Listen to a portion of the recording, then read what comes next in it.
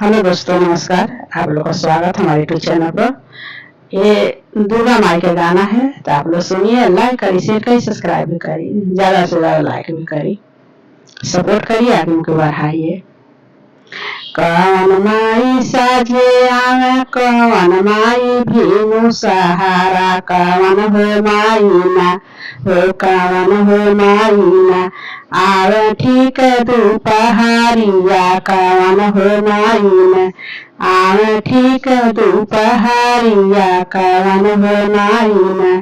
फूलमती माई आवे साझवा, कालिया माई आवे भीनु सहारा, दुर्गा माईना हो, दुर्गा माईना आवे ठीक दोपहरिया, दुर्गा माईना आवे ठीक दोपहरिया, दुर्गा माईना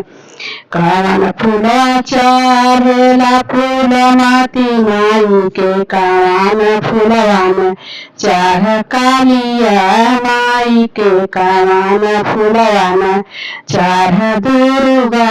माई के, कवन फूलवन चढ़ दुर्गा माई के, कवन फूलवन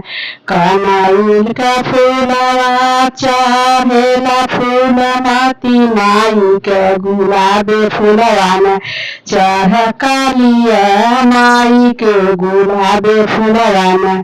अड़हुल का फूलवन चढ़ दुर्गा माई के, अड़हुल फूलवन चढ़ दुर्गा माई के, अड़हुल का फूलवन केहा पर बैठी के आई दुर्गा माई, केहा पर बैठी के आई दुर्गा माई,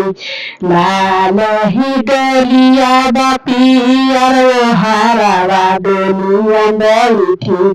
आई, लाल की चुनारी आई के दुर्गा माई, आई लाल की चुनारी आई के दुर्गा माई कवन ही भगती गावे में गीतिया, कवन भगती गावे में गीतिया, जयंती से काना गावेली गीतिया, जयंती से कीना गावेली गीतिया, जयंती से कीना कवन भगती निकारेली माई कफ से हुआ, कवन भगती निकारेली माई कसे हुआ।